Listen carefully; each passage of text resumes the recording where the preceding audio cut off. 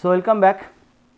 So, if you just go to the end of the last week's topic, we have discussed a couple of retro quiz or different kind of question answers based on very preliminary electrosynthetic disconnection. I hope that you have gone through it and probably you will be able to solve it. So, in continuation with the earlier one, let us talk about something similar kind of problem which will basically give you a flavor that what kind of problems we will be dealing throughout this entire coursework. So, next one, as you see, we have chosen a particular compound which is very simple, is a anisetic acid, orthoanisetic acid, means 2-methoxybenzoic acid. Now, this compound was given you as a target and the starting material I have given. So, starting material is basically what I am looking for is anisole, orthomethoxybenzene. Now, so this is your target molecule, the left hand side, and this is your starting material or the precursor. In principle, you can do it by numerous transformations, and I am just trying to figure it out what are the transformations you can think about. Probably all of you know it, the very popular Vilsmeier-Hack reaction. So, what this will give? Vilsmeier-Hack reaction will be giving a aldehyde functionality at the ortho as well as para position. So, you have a regiochemical issue, and that is a bit serious concern because we are only dealing with a single product. So, regiochemistry we are not going to talk, and so probably you can think about something very interesting transformation which I am not sure whether you are aware of that, but we will be talking about some reaction which is named as lateral lithiation. Now, what is that? I said when you are having a anisole as a compound and you subject this anisole with a base. Now, normally we use base something like secondary butyl lithium or sec butyl lithium, and OMe group is basically electron withdrawing group, and that is why the orthohydrogens seems to be little bit acidic when they are attached to a vinylic or aryl system. And eventually if you subject this compound with sec butyl lithium or tertiary butyl lithium, you expect that one of these orthohydrogen will be removed and you get a lithiated species, and that is called lateral lithiation or ortholithiation. Now, the main point is ortho group is in close proximity with the O-methoxy group, that is why the hydrogen ortho to the O-methoxy group has much more kinetic acidity, and that is why it is been picked up. Now, this compound is basically nothing, you can simply write it this compound as a this minus and lithium plus. Now, depending on the target which was given to you, you can basically now quench it with different electrophile. For this case, in our parent case, we will be treating this compound with carbon dioxide as an electrophile, and you will find that after usual acidic workup, you will be getting anisetic acid as a main product. On the contrary, you can do a different kind of electrophilic trapping. Let us say for instances, if you use dimethyl formamide as a electrophile, this case is this minus will come here, attack these things, and finally you will get a aldehyde as a main product, orthomethoxyanisyldehyde. Now, this particular lateral lithiation is very unique transformation, and it will basically help you to functionalize aromatic nucleus when a electron withdrawing groups like electron withdrawing group I say mainly O-methoxy, N-Me2 or Nr2, those kind of groups, CO2-Et, CO2H, those are essentially required to activate the aromatic nucleus, and then you can do a lateral lithiation. This chemistry was first pioneered or explored by Professor Peter Bick, that is called Bick lithiation. Peter Bick is called Bick lithiation, and that is a very interesting transformation. So, we have just given the same thing through a retro arrow in the overall PowerPoint slide, and we will find that this is our main target molecule. So, coming to the next quiz or similar kind of quiz, we will next talk about a little bit of a different molecule, a molecule which I am now next going to be write it down. You will see in it the structure here is basically a cyclohexane based compound, and if you see a close structural view in this compound, you will find there are two functional groups attached. It is basically a secondary hydroxy as well as you have a primary hydroxy. So, both the groups are there, okay. And the target molecule which was given to you is this one, and the starting precursor or the starting material was a cyclohexene based carboxylaldehyde. Now, definitely the starting material was chosen very judiciously. So, you need to know certain transformation to carry out this kind of functional group interconversion. So, now go back to the retro. So, draw a retro arrow like this, and then you can basically find it out. The first step will be a functional group addition, and if you have access of this kind of compound which is basically nothing a cyclic ester, then you can just do a reductive cleavage with lithium aluminum hydride kind of reagent that will basically lead to this diol. This is a functional group addition reaction, or you can say is a functional group interconversion. So, these names are basically just to give you a flavor. Is in principle FGA, FGI is kind of similar, fine. So, once you have this anhydride which you can cleave it, now next question is how to access this anhydride, fine. The next retro, see it very carefully. We have put a halides group or specifically iodo group to introduce or to bring the olefinic unsaturation in the given target molecule. The given target molecule is having a olefinic unsaturation. So, what we trying to do the retro, sometimes this kind of disconnection was used. You which bond you want to disconnect, you put a dotted line, and based on that you put a bold line. This is called the retrosynthetic pathway to design that which bond to disconnect. So, this way this bond will be making this pi bond, and how you can make this pi bond? If you have a iodo and you have a hydrogen here, you will basically doing a simple E2 elimination by a FGI or even FGA, fine. Now, the next question will be asking that why and where from you have to make this iodolactone. This compound is nothing, is a iodolactone, is a iodolactone, okay. So, this iodolactone essentially can be made by a very simple transformation which we will be now talking about, is called iodolactonization. And now you can just try to correlate the starting material is almost similar, you just now need a functional group interconversion. So, this is the starting material, you basically do a oxidative transformation here to convert it to corresponding carboxylic acid. Now, here once this carboxylic acid you are having, now it will be doing the forward path.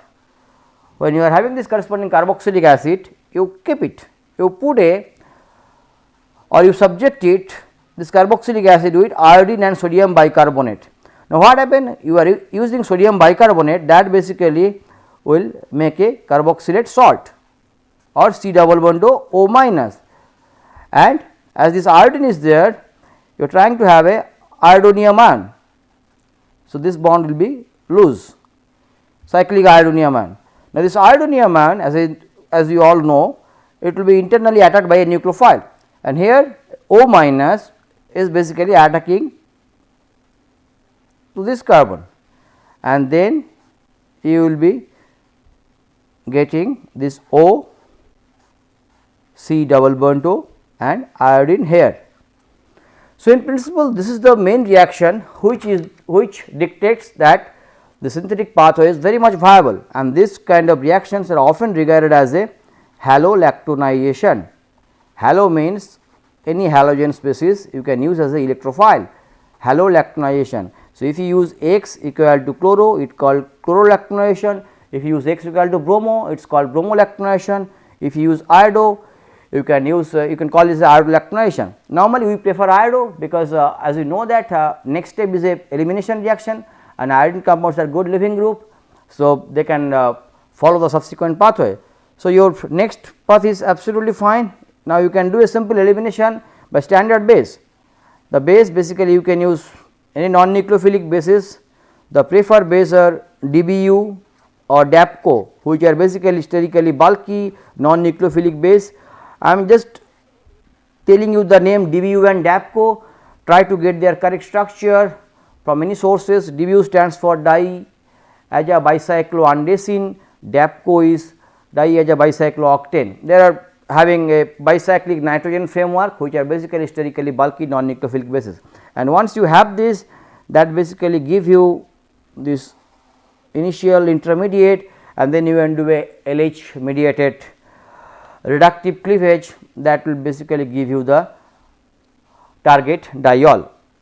So, this is this kind of synthetic pathway is very efficient, very eventually the starting material, this cyclohexene carboxylate is cheap. The only thing is, if you know the iodolactonization method, I am sure you will be able to do it, and that basically gives you the entire pathway. Fine. So, coming to the another quiz based on similar thing. Now, first follow the slide. What kind of structure was there for the target molecule? The target molecule basically having a cyclopentane structure as a core framework, and now we will try to explain certain terminologies which I have already explained earlier. Now, see, I said that this molecule is a cyclopentane framework having a this long appendage. Now, appendage means basically a hanging group. Now, this appendage also contains a functional group. It is having a secondary alcohol functionality and is having a CH2 pH as a alkyl chain. The starting material which was given is pretty interesting, a cyclohexene which was given to you as a starting material. So, now you need to think that what kind of reaction you will be doing, so that parent cyclohexene ring will undergo a ring contraction to give a one member less cyclopentane. So, that things we need to find it out. I do not know whether you will be familiar with couple of I mean some interesting name reactions, but nevertheless we will do the retro. We will do the retro first. Follow the standard pathway of retro. What we did? We basically did a this kind of retro, and we say that if you having this aldehyde, simple cyclopentane carboxyldehyde with this Grignard, we said MgX and pH. So, pH CH2 MgBX. So, it is basically Grignard acting as a nucleophile to a electrophilic aldehyde. That was very simple. Okay. Now, the next step which was bit crucial, not bit crucial, it is absolutely crucial. This Grignard is you can easily prepare from corresponding bromo compound. You take the corresponding bromide, heat with simple magnesium 0 magnesium metal. Now, this particular compound cyclopentane carboxyldehyde, in principle or in reality it can be accessed through a cyclohexene based epoxide through a rearrangement. It is named as semi-pinacol pinacol rearrangement or a Menold type of rearrangement. Menold is a name reaction, and this is the key transformation we are looking for. Now, what exactly it is? When you have a cyclohexene epoxide, you treat with a Lewis acid. Lewis acid mainly you can take any Lewis acid. The preferred Lewis acid will take BF3 ethylate. For sake of simplicity, we will just put it as a Lewis acid. Now, Lewis acid will try to coordinate with these things, okay. And then you will find that once it coordinates, these carbon oxygen bonds are loosen up. Once this carbon oxygen bonds are loosened up or kind of fragile, it is a symmetrical epoxide. So, it will try to open up and will give you a carbonium ion here, and once this carbonium ion is generated, it basically undergoes a simple 1-2 migration,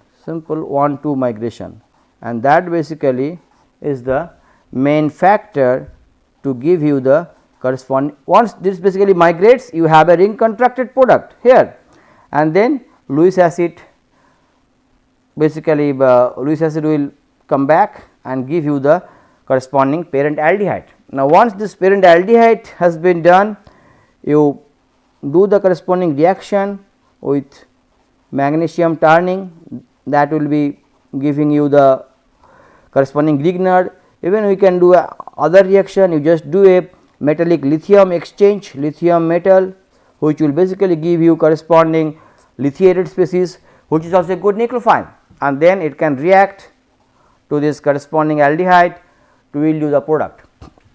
So, here this kind of retro, essentially you can fit it out in this category, is a transformation based retro. Transformation, the main transformations we have talked here is a Menwald rearrangement. So, Menwald rearrangement is a synthetically very useful reaction when you have epoxide and you treat with Lewis acid.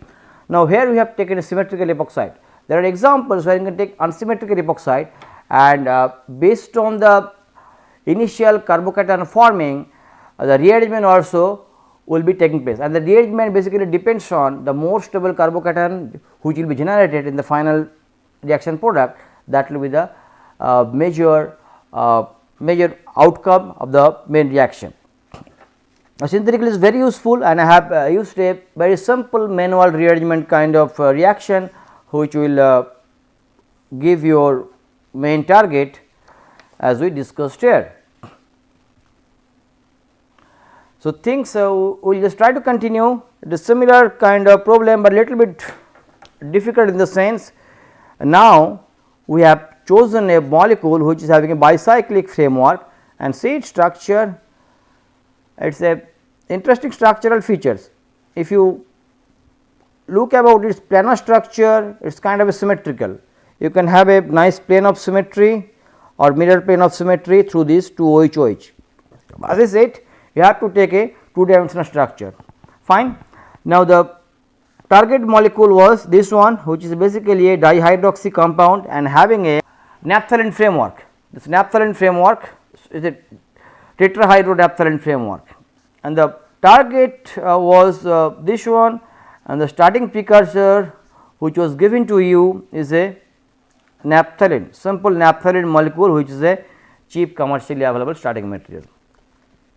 Now, if you closely analyze, the starting material is naphthalene, the final product is basically not aromatic.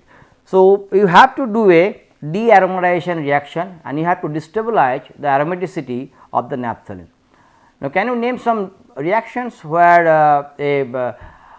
aromatic nucleus has been converted to a non-aromatic compound? The very beginning reaction which should come to your mind is a Birch reduction. Birch reduction is principally very important reaction, and probably during subsequent coursework we will be talking this Birch reduction in very detail. Not only Birch reduction, when you do a Birch reduction, you will find this Birch reduction is a very important interesting reaction. I will try to do a simple Birch reduction of a benzene system. Basically, if you subject benzene with the sodium and liquid ammonia, the mechanism probably you can find it out, you get a this kind of compound. Now, if the benzene has been substituted with electron releasing group, what will be the product? If the benzene is substituted with electron donating group, what will be the product? That is, you just think it about that what will be the relative product. If the benzene is substituted with electron releasing group like O-methoxy, if we substitute electron donating, electron withdrawing, it will be electron withdrawing group. One is electron releasing like O-methoxy, and electron withdrawing means CO2H kind of group. Then you have to predict the which kind of product will find formed, and that has a potential very good synthetic importance. Now, coming to the problem, initial target was the molecule which was drawn here. We have given naphthalene, so subject to sodium, ammonia or liquid ammonia, and then for naphthalene case you basically will get this kind of compound. Now, the compound which was initial intermediate is a triolefin, triolefin.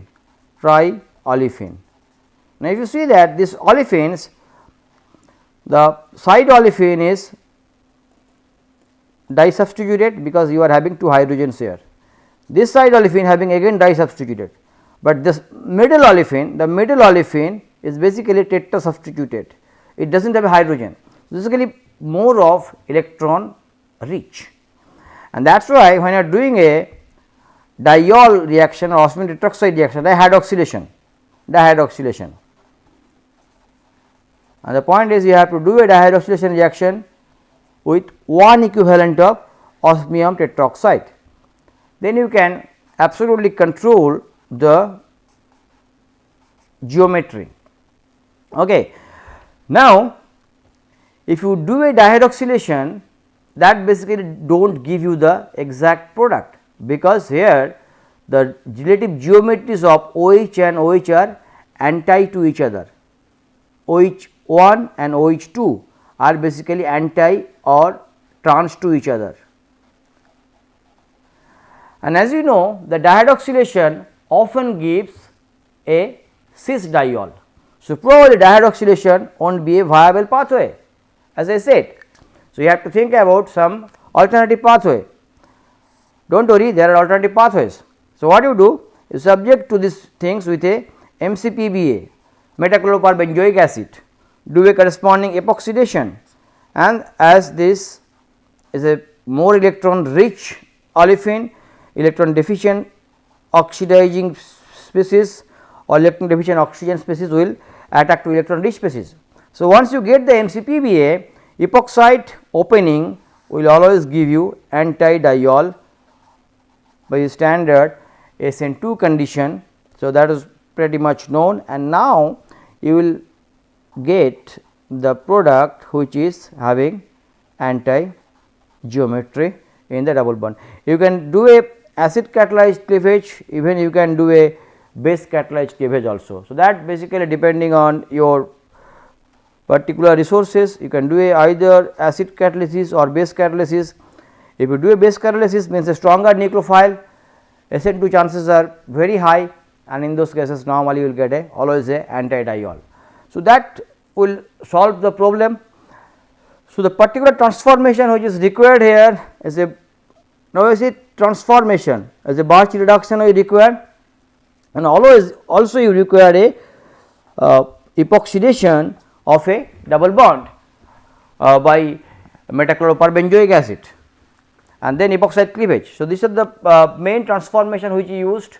Eventually, you can also say that the initial starting material does not have functional group, the final target having a dihydroxy or bis hydroxy functional group. So, it can be termed in that way also. Okay. So, next we will be trying to figure out a little bit complex system, little bit complex. Let us figure out the structure. We have taken a cyclohexene based compound. If you see in the main lecture, this one, and here you are having a corresponding the starting material which was given to you a cyclohexenone, 3-methyl cyclohexenone. Do a close analysis. What are the groups are available to you? It's basically you are having a olefinic bond here, and you are having alpha beta unsaturated carbonyl. You are having a methyl. This methyl might be this methyl. Now, this is it. This compound you can try to figure it out in a alpha, beta, gamma, delta. Basically, this is alpha, beta, gamma, delta carbonyl compound. That was the functional group analysis, carbonyl compound. For this compound, this kind of compound, let us do a simple straightforward analysis. We will be doing this analysis. We know that if you can convert this ester, you can easily go back to the aldehyde by simple functional group addition. This is your target molecule, fine. Now, here your main trick comes, how you can prepare this gamma delta unsaturated ester. The reaction which we are looking for is basically a very important name reaction named as Johnson orthoester Claisen rearrangement. Johnson orthoester rearrangement. Probably in the next subsequent section we will talk about this rearrangement or this mechanism in detail. This mechanism we will be discussing in detail little bit later on.